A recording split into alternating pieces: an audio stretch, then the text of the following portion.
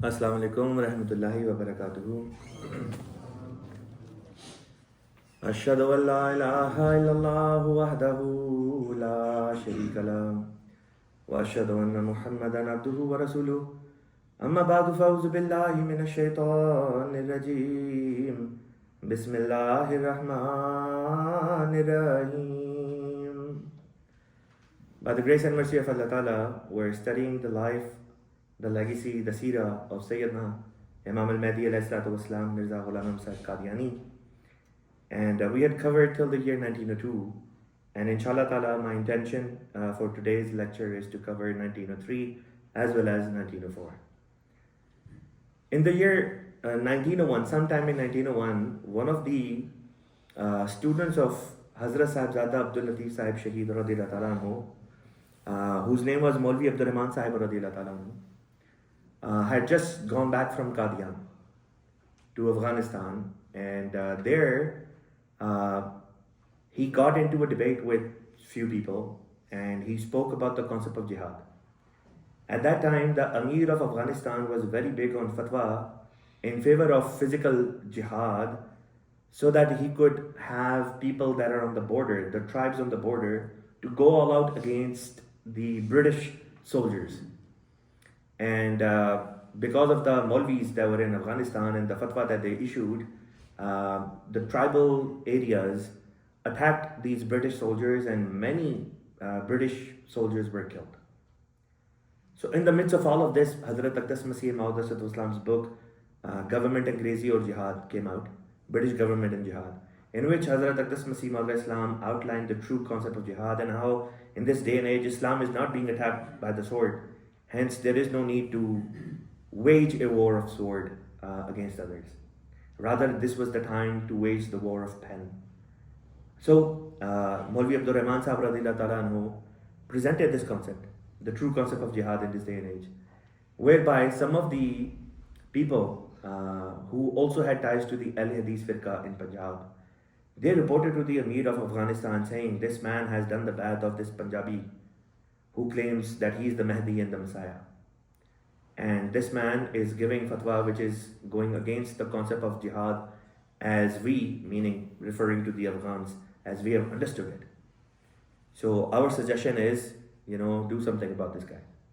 So Amir gave the initial instruction to have him arrested, and he was arrested. And then eventually, during his arrest, he was asphyxiated, and as a result of it, he died. गले में फंदा डाल के उनका सांस घोंट के उनको शहीद कर दिया गया. But as soon as this happened, within few months' time, the Amir of the area, Allah Ta'ala punished him as well, and Allah Ta'ala struck that Amir with foliage, with paralysis, and within, I think, a month or two, that Amir died. Then begins the incidents that took place in the year 1903. In Egypt, there was this famous newspaper known as Al-Liwa, the flag or the standard. Therein, an article was published whereby an allegation was raised against Sayyidna Hazrat Masih Maud that Promised Messiah Islam in Kishti had told his perfect followers, those who were truly Ahmadi in the eyes of Allah Ta'ala, he told them, you don't need to take the vaccination. All other Ahmadis who were not perfect of faith, Hazur said, take the vaccination. But naming certain individuals, Hazur said, you don't need to take the vaccination that the British government had come out with to safeguard against bubonic plague. So this man, whoever this man was, published this article in the newspaper saying that this goes against the concept of tawakkul. And hence, this is, that this action by Promised Messiah to tell some of his companions not to take the vaccination is an un-Islamic act. So Hazrat Masih Maud wrote a proper response to it in Arabic language, and Hazur called this book Mawāhibur Rahman. In this year, in 1903, a court case was brought against Hazrat Masih Maud by Karam Din. In the previous lecture, I mentioned how when Promised Messiah had challenged Pir Meher Ali Shah of Golada in Rawalpindi, that how instead of Pir Meher Ali, one of his followers, Maulvi Faizi, Muhammad Hassan Faizi, was the one who wrote a manuscript and died within a week of writing it. And then Pir Meher Ali Shah got hold of that manuscript and then basically just plagiarized the whole thing and published his book called Saif-e-Ishtiyai. So Muhammad Hassan Faizi's brother-in-law, who was also a good friend of his, found out accidentally that Pir Meher Ali Shah has stolen the manuscript of Hassan Faizi. And he wrote that to Promised Messiah Islam. Promised Messiah had it published in the newspaper, Jamaat's newspaper, which was Al-Hakam at that time. So the moment the word got out and people started talking about it, this man, Karam Din, he backtracked. And he basically said, oh, I actually, these letters are fake. I faked these letters because I wanted to test how true Mirza Sahib alayhi salam is in his claim. And I can say now that Na'uzubillah, he is a muftari ala Allah, that he is a liar upon Allah, meaning he lied against Allah. The only one who was lying here was, if anyone, it was this man Karam Din. So when he made statements like these publicly, against not just the Promised Messiah Islam, but the press manager of Ziaul Islam Press, and also against the editor of Al-Hakam, which was Sheikh Yaqub Ali Sabir Fani. So this man made statements against these three individuals.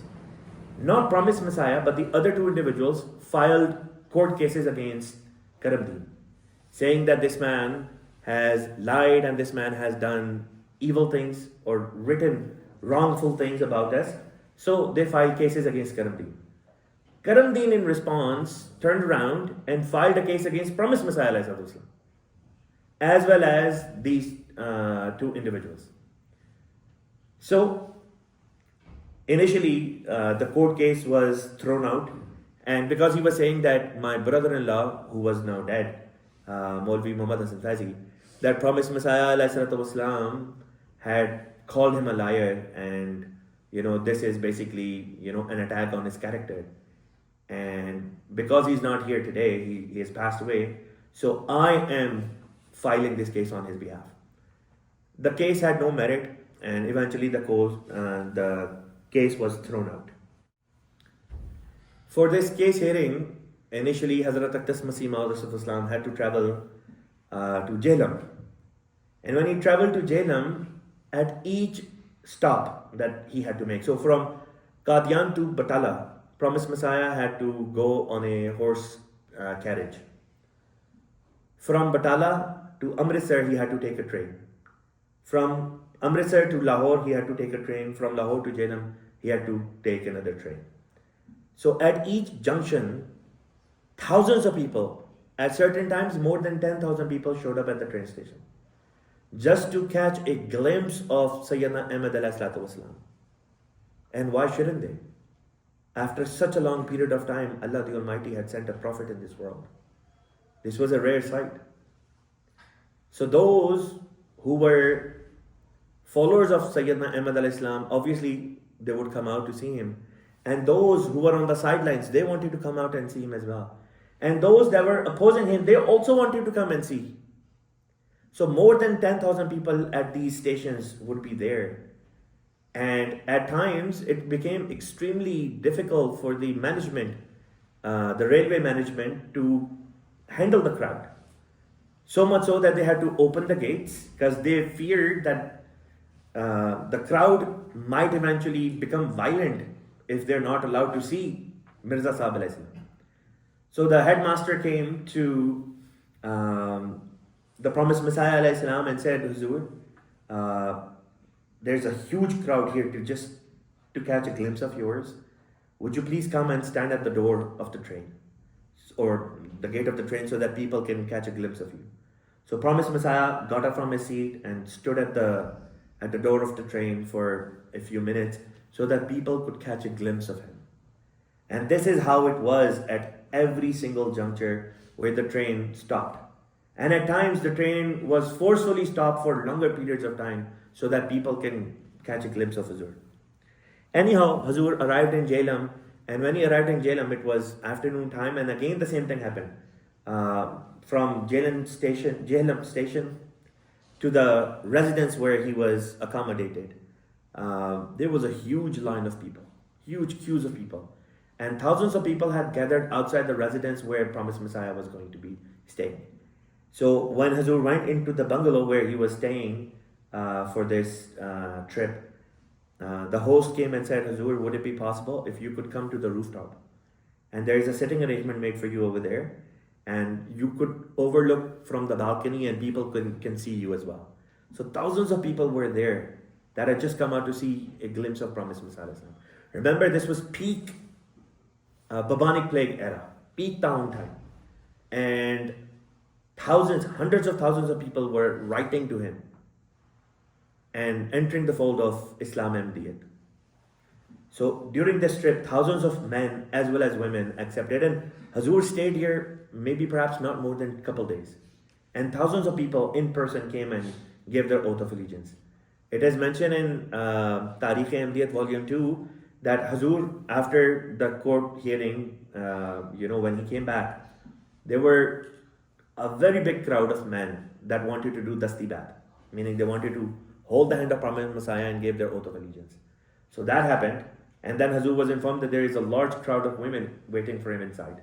So Hazur went into the Andrune Khana, and then the bath of the ladies happened. Obviously, I've already explained that the bath of the ladies do not happen by them touching the Promised Messiah's hand, but it was just verbal bath.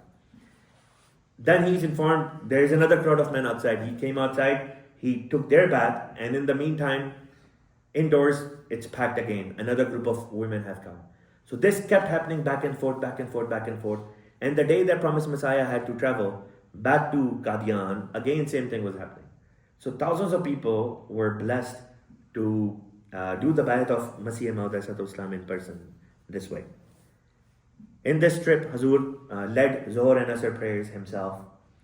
Then Hazur was told by the judge that you don't need to come back again. I'll issue my verdict soon enough. And so Promised Messiah came back to Qadian, and on the way back, again, same thing happened. Large crowds were there at the stations. And he arrives in Qadian, and the verdict arrives that the case has been thrown out. And Promised Messiah والسلام, walks away a free man.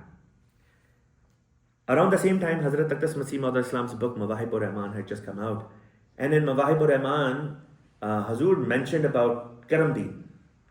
So now Karam Din filed another case against Promised Messiah والسلام. But this time, he filed the case on his own behalf because in the book Promised Messiah والسلام had called him Kadzab, which is a big liar. And the word La'im was also used, which meant bad person, who doesn't have any authenticity about him. Anyhow, before I get to talk about this second case, Maulvi Sanaullah Amritsari arrives in Qadian. Promised Messiah Islam in Ijazul Masih in the Arabic tafsir of Surah Fatiha had addressed this man as well.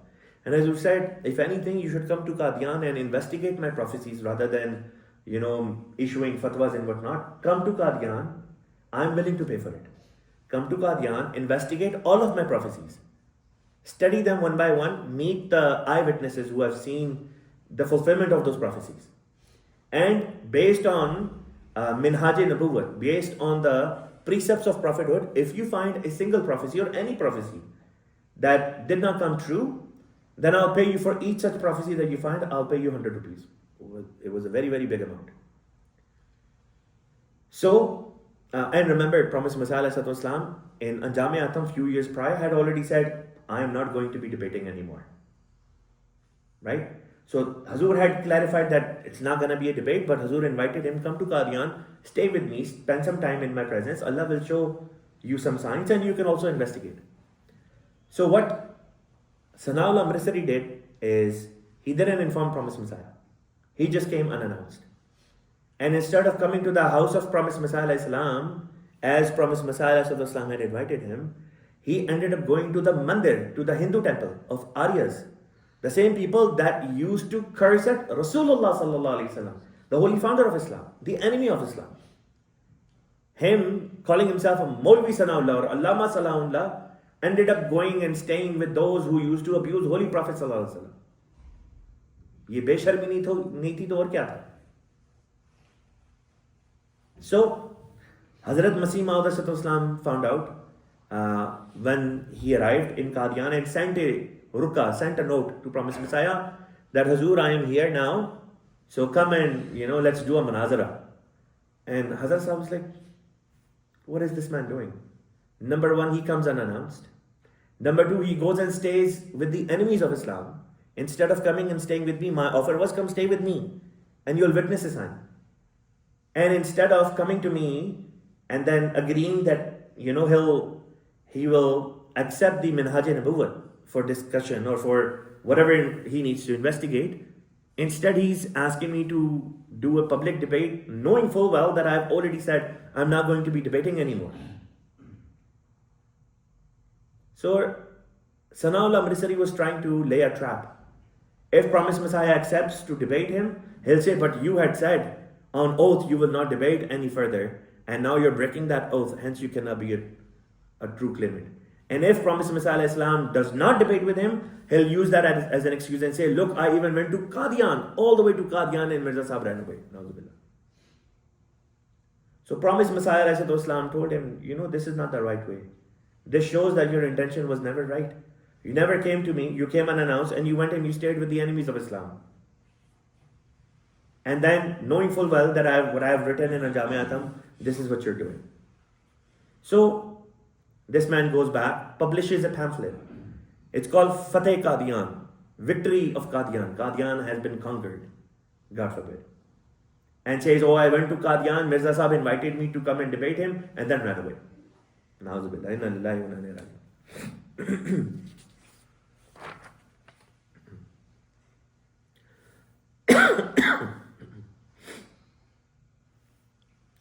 Anyhow, around the same time frame, Allah Ta'ala was revealing to Sayyidna Ahmad ﷺ some really, really amazing prophecies.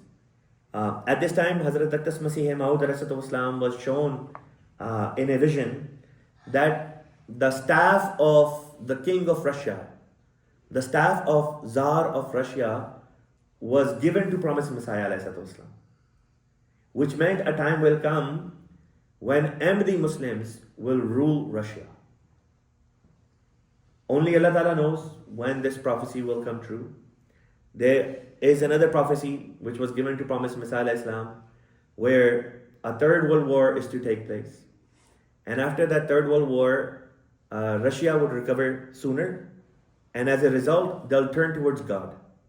And when they'll turn towards God, they'll find solace and Ahmadiyya, the true Islam. And then, very rapidly, Islam and Ahmadiyya will expand over there. So, it is very likely that whenever that happens, in the knowledge of Allah Ta'ala, only Allah knows best, whenever that happens, it's very likely that at that time, inshallah Ta'ala, this prophecy may come true, whereby those people who would eventually come in power at that time would be Ahmadi Muslims. Allahu Alam. Similarly, Promised Messiah ﷺ also saw that he is given the bow and the arrow of the king of Khawarizm, who was the king at the time of Ibn Sina or Bu Ali Sina. Again, another prophecy about another kingdom or government which will be ruled by Ahmadi Muslims at some point in future. Allahu Alamu Bisawab. Then a daughter was born in the household of Promised Messiah Islam on 28th of January 1903. Just before this girl was born, Promised Messiah received revelation from Allah, which stated that this girl will soon pass away. And lo and behold, the daughter is born on the 28th of January 1903, and later that year in the month of December, the same girl passes away. And this prophecy was fulfilled. Now, in the middle of the year, Karam Din files another case. And this time around, he files the case against Promised Messiah Islam and the manager of the press, Ziaul Islam Press. And he says that the manager of the press is the one who printed the book, and Mirza Ghulam Ahmad Qadiani alayhi salam is the one who wrote the book. Hence, he filed the case against these two individuals.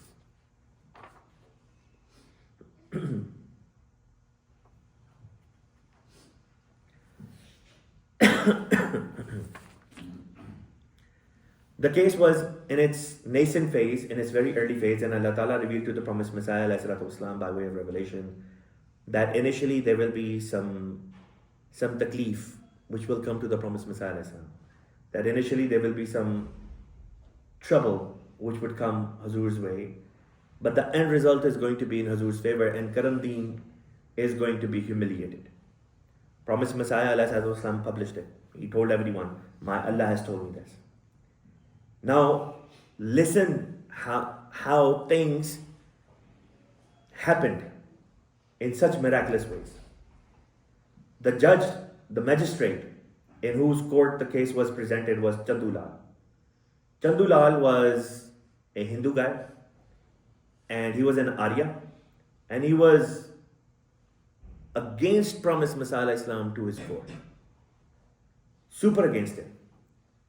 He wanted promised Messiah Islam to be arrested, even if it be for a single day, so that at least they can in some shape or form take some sort of revenge for the prophecy Lekha. During this court case, amazing things happened. And I want you to pay attention and listen to this very, very carefully. During this case, Hazrat Aqdas Masih Maud Wasalam's lawyers were Maulvi Muhammad Ali Sahib MA and Khwaja Kamaluddin Sahib. Both of these individuals were Sahabi and eventually went to the Lahori side. And they became the leader of the Lahori side. We'll come to that later, inshallah.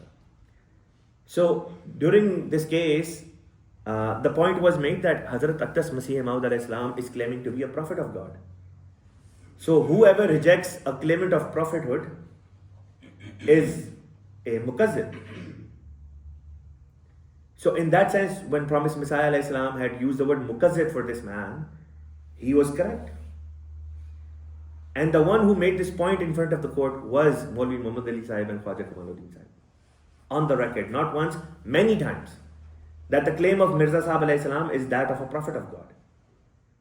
Later on, they recanted, unfortunately, during the time of the second Khalifa, and said that Mirza Sahib alayhi salam never claimed to be a prophet of God. Even though in the court case, they were the ones who were making this point again and again and again and again. And it was a good point. So, over the course of this court case, Chandulal once asked Hazrat Mirza Sahib alayhi salatu wasalam that you, sir, are claiming that you're a aapko nishan namai ka dawa hai, that you claim that you can show signs, right? And promised Messiah alayhi salatu wasalam said yes. Yes, I do claim that I can show signs, miracles. And after a brief pause of few seconds, Hazur looked up, and the complexion of Hazur's face turned red. And looking straight into the eyes of the judge, Hazur said, you can ask any sign, and I can show you right now. And in that moment, the way Hazur said it, his voice raised a bit. And it had such a profound effect on this opponent of Hazur, who was the judge against him, that he was in awe. He couldn't say anything. And everyone was shocked what just happened. Imagine just for a moment, if you were there physically in the court, and the judge asked promised Messiah Islam, you claim that you can show miracles, you can show signs, and promised Messiah, like a lion of God, says yes. And even in this very moment, I can show you a sign. Any sign that you want. And the man couldn't do anything. He just went mute. Similarly, at another point during the same case, he said to promised Messiah Islam that you are claiming that God has revealed to you, Inni muhinun man arada ihanataka, that whoever dares to humiliate you, I will humiliate that person. Are you saying that God revealed this to you? Hazrat Mirza Sahib alayhi salam said, yes. This is Kalam-e Ilahi. This is word of God. Allah has revealed this to me. So now Chandulal wanted to trap Hazur. So he said, so even if it is me who humiliates you, God will humiliate me. Promised Messiah alayhi salam, perfectly composed, says, doesn't matter who does it. This is a promise from my Allah. whoever tries to humiliate me, Allah will humiliate that person. So Chandulal asked 2-3 times again, even if it is me, Hazur said, doesn't matter whoever it is. This was the level of conviction Masih Maud had in his revelations that he received from Allah. And this was true then, and it is true today. Anyone who dares to try to humiliate Sayyidina Ahmad will be humiliated by God Almighty. Find me one person. I can go on and I can name scores of individuals from Pakistan and elsewhere. From the army of Pakistan to the establishment of Pakistan to the political arena of Pakistan to the scholars of Pakistan and other countries as well, who tried to humiliate the name of promised Messiah والسلام, and Allah Ta'ala humiliated those individuals in this very life. Whether it be Ziaul Haq or Zulfikar Ali Bhutto or whoever, Allah Ta'ala humiliated them in ways that shows that it was the hand of God who was defending the honor of Sayyidna Masih Maud at every juncture, even long after he passed away. कोई social media पे मेरे सामने भी अगर कभी कोई मसीह मौद अलैहिस्सलाम के खिलाफ बात करता है तो मैं हमेशा ये जो पेशेंट गोई है इसका जिक्र करता हूँ कि मसीह मौद अलैहिस्सलाम से अल्लाह ताला ने ये वादा किया, हो नहीं सकता कि कोई मसीह मौद अलैहिस्सलाम को गाली दे और खुदा ताला की गैरत ना बरके और खुदा उस बंदे को ऐसे ही जाने दे। ये खुदा की शान के खिलाफ। So Chandulal was attending a jalsa of the Aryas one day, and the jalsa ends and some of the Arya, Samajis, they took him to a side and said, sir, you're our representative. Our Pandit Lekram was brutally killed. We have to avenge his death. And the case of Mirza Sahib is in your court. He's your shikar. Don't let him go. He's your prey. He said, don't you worry. I've already made up my mind that I'm going to send to hell not just Mirza Sahib alayhi salam, na'uzubillah, but everyone whose name has come in this case, in my court. So, at that time, someone who was a follower of Maulvi Muhammad Batalvi was sitting over there, and he overheard this. He came and he informed a companion of Masih Maud alayhi salam. He said, even though I don't agree with the claims of Mirza Sahib alayhi salam, but in my heart of hearts, I cannot withstand a Hindu trying to dishonor one of the noble Muslim families of our area, and the most noble family of this area is that of Mirza Sahib alayhi salam. So go and do whatever you guys need to do. I have let you know what these people are planning. Companions became very worried that what will happen now. The judge has already made up his mind. He's going to put Hazur behind bars. So Hazrat Aqdas Masih Maud wasn't feeling well, and he had retired to a room where he was laying down with both of his hands under his head like this, and he was resting. And one man came to Hazur to inform Hazur, and basically he was there pressing Hazur's feet. And he mustered the courage and he said, Hazur, this is what happened. I present the narration to you in Urdu, and then I'll translate it into English. That he says कि हजूर अलैहिस्सलाम ने थोड़ी देर के बाद मुझे बुलाया, मैं गया। उस वक़्त हज़रत साहिब ने अपने दोनों हाथों के पंजे मिलाकर अपने सर के नीचे दिए हुए थे और चित लेटे हुए थे। मेरे जाने पर एक पहलू पर होकर कोहनी के बल अपनी हथेली पर सर का सहारा देकर लेट गए और मुझसे फरमाया, मैंने आपको इसलिए बुलाया है कि वो सारा वाक़या सुनूं कि क्या है, यानी क्या बात है। उस वक्त कमरे में कोई और आदमी नहीं था, सिर्फ दरवाजे पर मियाँ शादी खां खड़े थे। मैंने सारा वाक़या सुनाया कि किस तरह हमने यहाँ आकर डॉक्टर इस्माइल खां साहब को रोते हुए पाया, फिर किस तरह डॉक्टर साहब ने मुंशी मोहम्मद हुसैन के आने का वाक़या सुनाया, और फिर मोहम्मद हुसैन ने क्या वाक़या, मोहम्मद हुसैन बटालवी का ये फॉलोअर था जिसका अपना नाम भी मोहम्मद हुसैन था। हजूर अलैहिस्सलाम खामोशी से सुनते रहे। जब मैं शिकार के लफ्ज़ पर पहुंचा तो यकलख्त हजरत साहब उठकर बैठ गए और आपकी आंखें चमक उठी और चेहरा सुर्ख हो गया, और आपने फरमाया, मैं उसका शिकार हूं? मैं शिकार नहीं हूं, मैं शेर हूं, वो शेर भी खुदा का शेर। वो भला खुदा के शेर पर हाथ डाल सकता है? ऐसा करके तो देखे। ये अल्फाज कहते हुए आपकी आवाज इतनी बुलंद हो गई کہ کمرے کے باہر بھی سب لوگ چونک اٹھے اور حیرت کے ساتھ ادھر متوجہ ہو گئے، مگر کمرے کے اندر کوئی نہیں آیا۔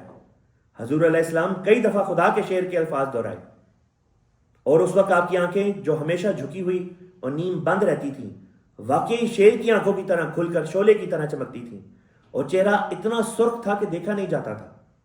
پھر آپ نے فرمایا، میں کیا کروں؟ میں نے تو خدا کے سامنے پیش کیا ہے کہ میں تیرے دین کی خاطر اپنے ہاتھ اور پاؤں میں لوہا پہننے کو تیار ہوں، مگر وہ مجھ سے کہتا ہے کہ نہیں، میں تجھے ذلت سے بچاؤں گا اور عزت کے ساتھ بری کروں گا۔ He says, promised Messiah ﷺ was resting on the bed, and I informed Hazur, what had happened and how Chandulal had mentioned in a gathering that you are going to be his prey. When Hazur heard this, he stood up and sat and then said, he's calling me a prey of his? I am not a prey of his. I am a lion of God. How dare he lay his hands on me? Watch what happens if he dares to lay his hand on me. And while he was saying this, the complexion of Hazur's face changed. The color of his face turned red. His eyes that usually used to be half closed now were fully open.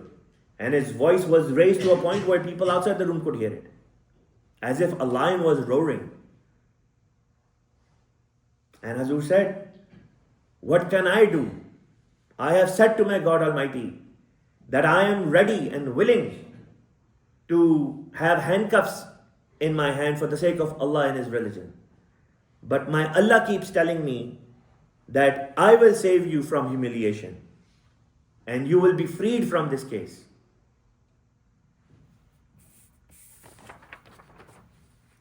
So, exactly according to this is what happened.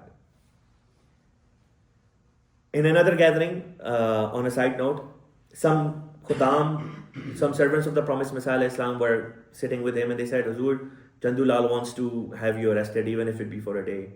Hazur said, Chandulal, my Allah is showing me that he isn't even sitting on the seat of the judge anymore. My Allah is showing me کہ میں چندولال کو منصف کی کرسی پہ بھی نہیں دیکھتا. My Allah is showing me that he will be removed from this position of his. While the case was ongoing, all of a sudden the decision from the British government comes and Chandulal is demoted. All of a sudden he is demoted, removed from this case altogether, and is posted to a faraway land in Multan. He gets sent over there. After some time he comes back to Ludhiana and takes retirement, and then pretty much goes insane and dies in that condition. The man who thought that promised Messiah was his prey became prey to God Almighty himself. Second judge comes, who is also a Hindu and is 2 steps ahead of Chandulal in his animosity of Masih Maud alayhi salatu wasalam. So he comes up with a plan. He wants to issue his verdict on the day right before the weekend begins, and in the very last hour, in the very last moments, and he says, I am fining Mirza Ghulam Ahmad Qadiani alayhi salatu wasalam 500 rupees and the manager of Ziaul Islam Press 200 rupees, 700 in total. And he did it at the very last minute so that the companions cannot even arrange the money. What will happen is, he told the police officers, because they will not be able to pay bail money right away, put on the handcuffs on these 2 individuals and put them in jail. At least for the weekend, they'll have to spend time behind bars, and our goal would have been achieved. That Nauzubillah, Mirza Sahib alayhi salatu wasalam was convicted and sent to jail. Somehow, the companions of the promised Messiah alayhi salatu wasalam, they said, let's think and assume the worst possible. What would be the likely amount of money that we would need should the bail need to be posted? Someone said 4,000 rupees, somebody said 20,000 rupees. So anyhow, the money was arranged and it was in the pocket of Khwaja Kamaluddin Sahib, the lawyer. But when the verdict was to be issued, Judge gave the order, other than Mirza Sahib alayhi salam and the manager of the press, no one else will be allowed in the court. And he appointed a couple of policemen to stand guard and not allow anyone else enter the court. Khwaja Kamaluddin Sahib had gone to use the washroom. He comes back and he's like, oh, the verdict is about to be issued and Mirza Sahib is already inside. So he's trying to make his way into the court and the policemen stop him. They're like, you can't go inside. Judge, I said, you can't go. He said, how can the judge stop me? I am, in this court case, I am the lawyer of the defendant. Nobody can stop you. And he pushed the policeman aside and he just quickly barged in. He goes in, and then that very moment, judge was announcing his verdict that I'm fining both of these individuals. And the amount is 700 rupees. Right away from his pocket, Khwaja Kamaluddin Sahib takes out, money and puts it on the table. The judge looks at the money. Back then, it would say on the notes, on the bills, if the bill is from whichever city it is. So the city where this court case was being heard, the shopkeepers were not accepting any bill that was coming from Madras. And lo and behold, these notes were from Madras. It said Madras on it. So the judge says, aha, these bills are not good here. They cannot be accepted. So Khwaja Kamaluddin Sahib said, okay, put it in writing. Put it in writing that these notes are from Madras and that's the reason why you're not accepting it. The judge knew that the shopkeepers may not accept these bills, but the government departments have to, because these bills were federally issued. So willy-nilly, he had to agree, and the bill went through, and Promised Messiah Islam and the manager of the press were released. And this judge, whose name was Mehta Atmaram, couldn't do a single thing about it. Masih Maud Islam received revelation about Mehta Atmaram as well. He said, my Allah has informed me, Khuda isko iski aulad ka gham dikhayega. My Allah has informed me that his children will become a source of his sorrow. Soon afterwards, two of his sons, back to back, within months from each other, died. Nojawan bete uske mar gaye. Nara takbir. Ghulam Ahmad ki jai. Ghulam Ahmad ki jai. Ghulam Ahmad ki jai. Nara takbir. The same judge who wanted to punish Promised Messiah Islam was punished by Allah Ta'ala. Inni muhinun man arada ihanataka. Same judge, after a few years, met Hazrat Muslim Maud at a railway station, I think in Ludhiana. And Hazrat Muslim Maud says that this judge kept apologizing to Hazur, to the son of the Promised Messiah. Kept saying, please pray for me, please pray for me. I have made so many mistakes, please pray for me, or else I'll go mad. Inni muhinun man arada hiyanataka. Eventually, this court case was sent to the higher court, where a British judge presided over the case. He looked at the case and he's like, this case has no merit. This should have been thrown out. And the court case was prolonged for almost 2 years. And in order to just bother Syedna Ahmad Islam, the previous two judges, they would keep the court hearings close to each other. So Promised Messiah Islam would have to come again and again, or at times would have to stay in that city for extended period of time. His work was being affected. So the British judge throws out the case and says every single thing that Mirza Sahib Islam has written about Karam Din is worthy of being called much worse than that. He threw out the case, and then all the money that had been fined to Hazrat Masih Maud Islam and the manager of Ziaul Islam Press was returned to them. And then Karam Din was instead busted by the court.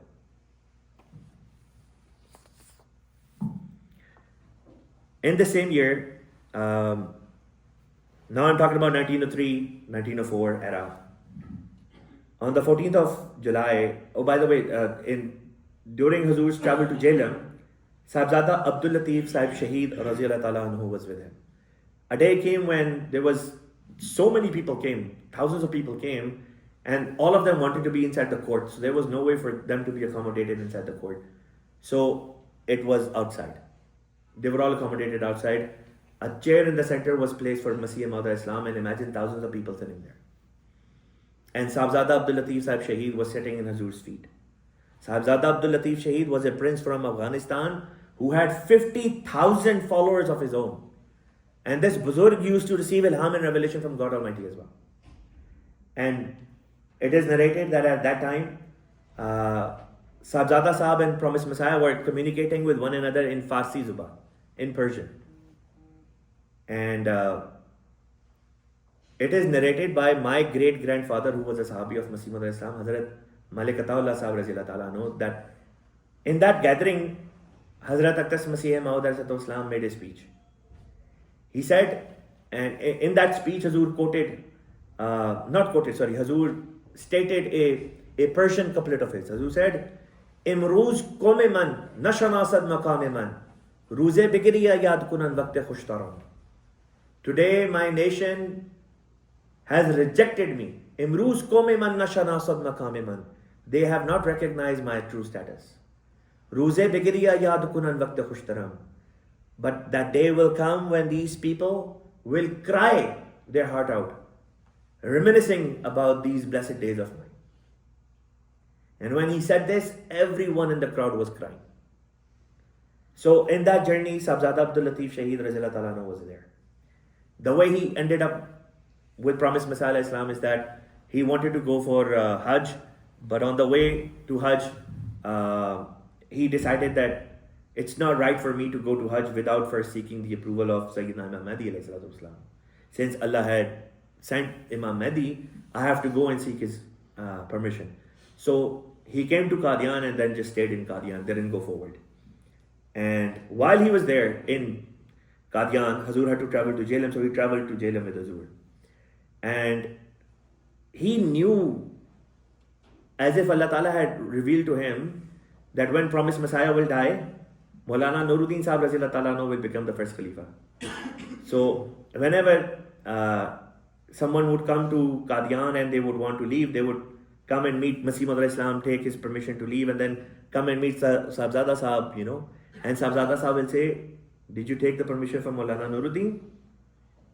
They said, no, we only took the permission from Promised Messiah. He said, now go and take permission from Nuruddin, because after Promised Messiah, he will be the first Khalifa. He said it to a few people. So this shows that Allah Ta'ala had showed him, after Promised Messiah, Maulana Nuruddin Sahib Raziyallahu Ta'ala anhu will become the successor. So now they go to Jhelum, right? In this journey, he's with Hazur.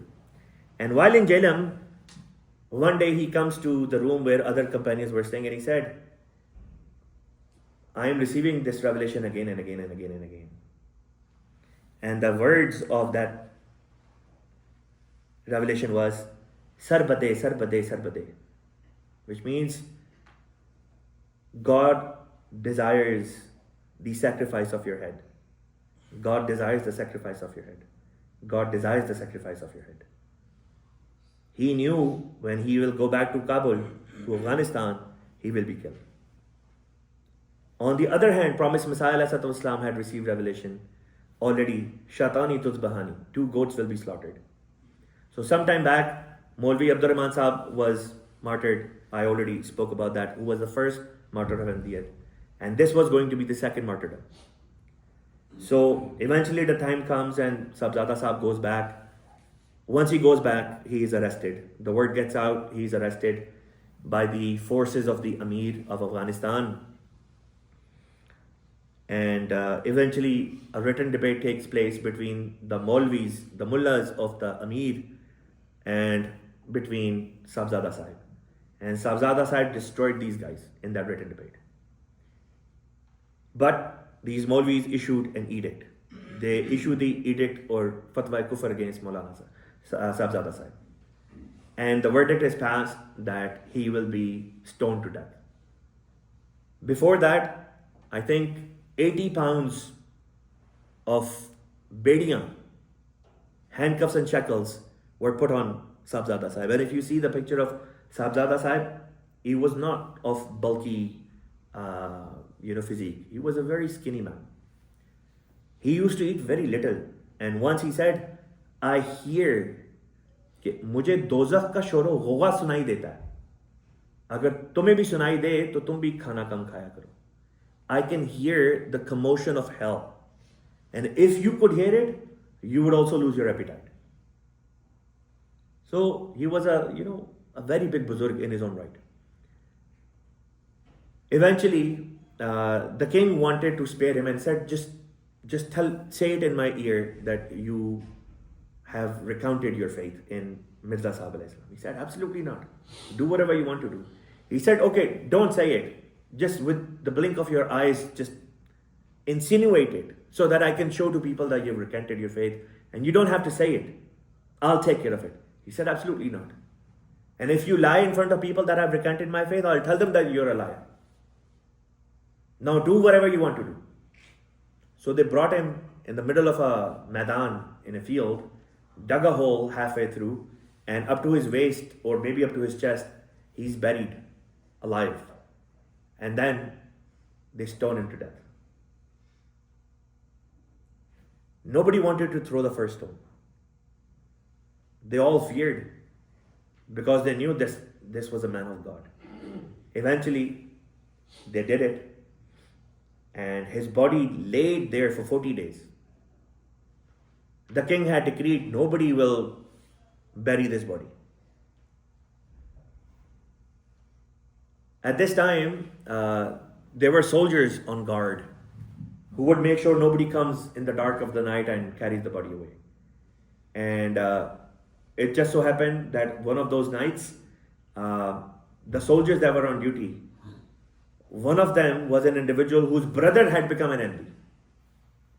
And that empty brother of his is the one who's reporting this. He says that there was andi, that there was fast wind. And these soldiers, they all went to a nearby bunker to get some shade or shelter. And while they were there, they noticed that a certain type of light started to come down from the heaven, from the sky. It started to come down, and a certain kind of light started to come out where the head of Sahibzada Sahib was under the stones. And the two lights met in the middle, forming a pillar of light that was stretching from the ground all the way to the heavens. And it stayed like this for some time. And in that moment, all those soldiers with one voice said, man, what did we just do? This was a man of God who was killed here. 40 days went by, and one of the students of Sahibzada Sahib, whose name was Sayyid Nur Ahmad Sahib Kabuli of Kabul, Sayyid Ahmad Nur Sahib Kabuli, he made the intention that even if I get killed, I have to go and bury my teacher. So in the dark of the night, he came when nobody was there, and a couple of soldiers arrived, and they were also Aqidatmand of Sahibzada Sahib. So together they decided that they will take out the body of Sahibzada Sahib from under the stones. So when they took out his body, 40 days had gone by. And yet there was no signs of any kind of, क्या कहते हैं? The deterioration of the body. So when they started removing the stones, certain type of fragrance started to come from the body, like as if it had been heavily perfumed. And they couldn't understand it, where this beautiful fragrance was coming from. They knew where it was coming from, but they just couldn't understand that this was happening. Sign after sign from Allah. The body was so heavy that Nur Ahmad Kabuli Sahib, in that moment, Allah Ta'ala gave him a vision. He received a vision, kashaf, where he was shown that behind this mountain, 50 soldiers who are riding horses, they're making their way on this side of the mountain. So he told those people that were with him that Allah just revealed to me that a battalion is coming. Let's go and hide. So they quickly go, went away and hid for some, or they went into hiding for some time. And then when these people left, they came back. Sayyid Nur Ahmad Sahib Kabuli says that I started to lift the body of Shahzada Sahib and it was so heavy. So addressing the body, I said, Hazur, ye waqt nahi hai bhari hone ka. Halke ho jaye. He says, in that very, that, Your Holiness, this is not the time to become heavy. Addressing the dead body of Shahzada Sahib. He said, please become light so that I can carry you. And in that very instant, the body became so light that he single-handedly carried the body of Shahzada Sahib, put it in a casket, and took away the casket in a certain location where he was buried. Eventually, the word got out. And one of his one of the students came and then took the body and buried Shahzada Sahib in the area of Khost where Shahzada Sahib was originally from. And then the word got out and people started coming in thousands to pay homage at the gravesite. And then the word got out again, the Amir found out, and Amir had the body buried in some unknown place. So to this day, now nobody knows where that grave is. Promised Messiah ﷺ was informed by Sayyid Nur Ahmad Sahib Kabuli. Shahzada Sahib had willed that when I die, when I get killed, you be the one to inform Promised Messiah ﷺ of my martyrdom. So Sayyid Nur Ahmad Sahib Kabuli informs Promised Messiah ﷺ, and Promised Messiah ﷺ with a very heavy heart writes the book Tazkiratul Shahadatain, the mention of two martyrdoms, where Hazur spoke about the martyrdom of Maulvi Abdul Rahman Sahib, and also that of Shahzada Abdul Latif Shaheed Raziyallahu Ta'ala anhu. And Hazur called Shahzada Sahib Sayyidu Shuhada, the leader of the martyrs. And Hazur said that Shahzada Sahib in the lifetime of Masih Maud Islam has shown his loyalty to Hazur. He said, I do not know how people that will come after my demise will demonstrate their loyalty, but you have shown your loyalty within my lifetime. And then addressing the land of Kabul, Hazur said, you have become cursed in the eyes of God. Now you will never know peace. Since then, the land of Kabul has never known peace. There has been war after war after war on the land of Kabul in Afghanistan ever since. When Shahzada Sahib was martyred, that very day there was a andi, fast wind that came on the entire country. So this became the first sign that something wrong had happened there. The very next day, in the city of Kabul where the martyrdom had taken place and the neighboring villages and whatnot, severe cholera broke out. And as a result of that, Sardar Nasrullah Khan's wife, Sardar Nasrullah Khan, was the man who was behind Shahzada Sahib's arrest and him being put in shackles. So Sardar Nasrullah Khan's wife and young son both died. Some of the mullahs who had given the fatwa of kufr, they all died. Some of those mullahs died.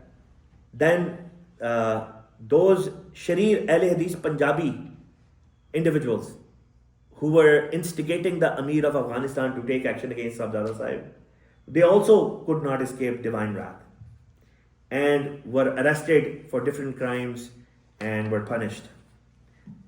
The Qazi Abdul Razak and Qazi Abdul Rauf of Kandahar, that were principal individuals who had issued the fatwa of takfir against Shahzada Sahib, were also punished by Allah the Almighty, and their children were killed by mysterious circumstances. Sardar Habibullah, his brother Sardar Nasrullah Khan, eventually was the one due to whom Shahzada Sahib was arrested and shackles were placed on him. So he himself then becomes arrested, and similar shackles were then placed on him. Amir Habibullah Khan, the king, Allah Ta'ala did not spare him either. In the year 1919, he was killed, and then after being killed, his grave was pelted and stoned by people. His body was then, after he was killed, his body was stoned by rebels. His own son was also hanged. look at how Allah Ta'ala punished every single one of those people that were involved in the martyrdom of Shahzada Abdul Latif Shaheed radiyallahu ta'ala. Some of the children of Shahzada Abdul Latif Shaheed, his progeny, live in the United States of America. Some live in Chicago, some live in Virginia, Washington DC, Silver Spring, so on and so forth. In Tazkiratul Shahadatain, Promised Messiah Islam made that famous prophecy where Allah Almighty revealed to him that not 300 years would go by from this day that my Jamaat will become the dominant face of Islam on the face of the earth, and which means MD Muslims will be in majority in comparison to every other religion. MDs will be in majority. Out of those 300 years, 120 or so years have gone by. And look, the progress that Allah the Almighty is making for Jamaat Ahmadiyya every single day. So an incident happens. One of the followers of Promised Messiah Islam was Nawab Muhammad Ali Khan Sahib. His son Nawab Abdul Rahim became sick. And Promised Messiah Islam was praying for him, but he became so sick that Promised Messiah received revelation. And the words of the revelation was, Taqdeer Mubram hai aur halakat muqaddar. That this is a thing decreed, nothing's going to change it, the man is about to die. So the moment Promised Messiah received this revelation, he became super sad. And spontaneously, following words came upon his lips, that if it is not the time for prayer, for the acceptance of prayer, then at least it may be the time for the acceptance of intercession. So I intercede on behalf of this man. I do shafaat on behalf of this man. And right after that, Allah Ta'ala revealed to Promised Messiah Islam a very Jalali revelation. Man zallazi yashfahu indahu illa bizni.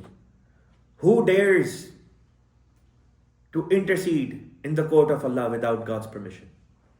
When Promised Messiah received this revelation, he says his entire body shivered with fear of God. And after a brief pause, Allah Ta'ala then revealed to Promised Messiah, Innaka antal mujaz. Go ahead and intercede. You are given the permission to intercede. Then Promised Messiah interceded on behalf of Nawab Abdul Rahim Khan Sahib. Allah Ta'ala blessed him with a very long life, and he lived. And this is how a man who was sure to die, a dead man, was brought back to life by this Messiah. Alhamdulillah.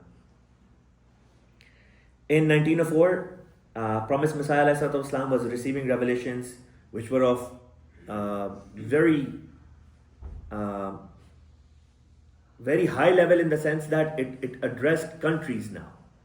So, for example, one revelation he received was related to Korea and also related to Japan.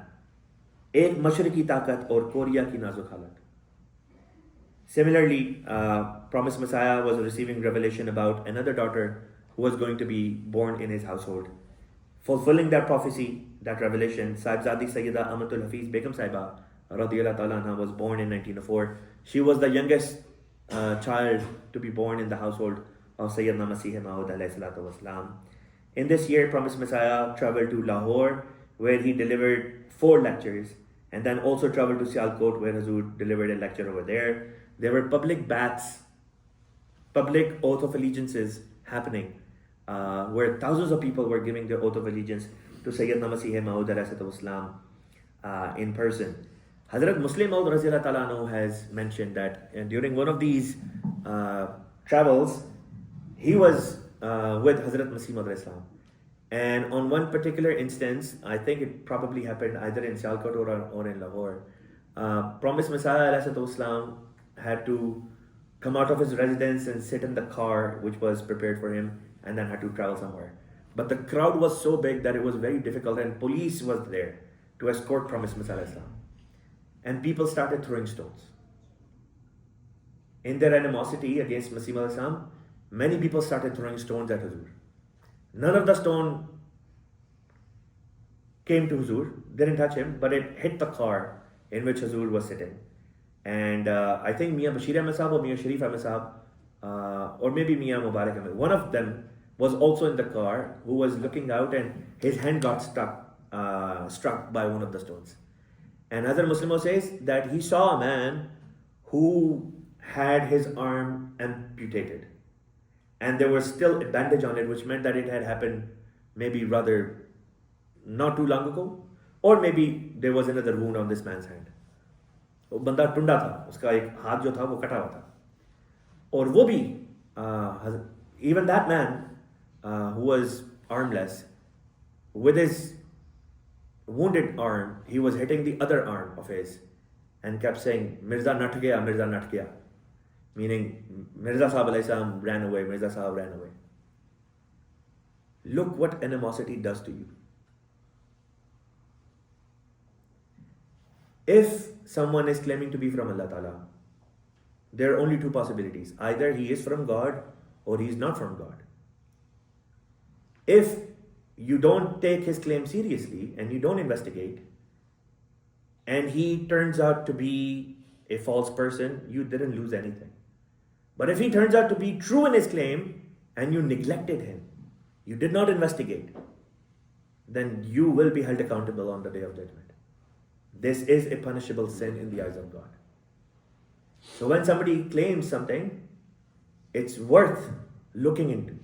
And that is all we, the Ahmadiyya Muslims, say to everyone. Look unbiased, in an unbiased way, look into the claim of Syedna Ahmad alayhi salam. This entire series that I have done in the month of Ramadan is to show you what character did Mirza Ghulam Ahmad of Qadian alayhi salatu wasalam have. What claims he made. And how God the Almighty supported his claims. How God the Almighty supported him and destroyed every single enemy of his. This is not how Allah the Almighty or God Almighty treats those who are liars. This kind of support is only given to those who are indeed from God Almighty. No one else. So the least anyone can do is to look at the claim of Syedna Ahmad alayhi salam and make their own independent investigation. If after you making your own independent, neutral investigation, you come to the conclusion that your heart does not accept this message, it rejects it, then so be it. At least on the Day of Judgment, you can say to Allah Ta'ala, I made my genuine effort and my mind and heart wasn't convinced. At least you will be able to say something in front of Allah Ta'ala. But if you simply ignore and you say, oh, bila dalil main kafir manta hu, that I consider him to be a disbeliever and a liar without any argument, that isn't something to be proud of. That is punishable in the eyes of Allah Ta'ala. Allah Ta'ala in the Holy Quran says, Hatu burhanakum in kuntum sadiqeen. If you're true, bring your argument. Allah Ta'ala says, talk with argument. Maulvi says the exact opposite thing. The non-Ahmadi Maulvi. Somebody said that I am using the word Maulvi in a negative sense, and sometimes the word Maulvi is used for our scholars as well. I think everyone understands that when I'm using the word Maulvi in a negative connotation, obviously I'm not using it for any Ahmadi scholar. I'm using it for these non-Ahmadi scholars, the so-called scholars who have rejected a Messiah, a Mahdi, a prophet of God in this day and age. They have done the exact same thing, if not worse, which was done at the time of Jesus Christ, peace be upon him, by the Jewish scholars of his day and age. So these scholars, the so-called scholars of Islam of this day and age, have proved their similarity with the so-called scholars at the time of Jesus Christ, peace be upon him. This is where the year 1904 ends. Inshallah ta'ala, tomorrow I'll present the years 1905 and hopefully 1906. Until then, wa akhiru da'wana alhamdulillahi rabbil alamin. Muhammadur Rasulullah.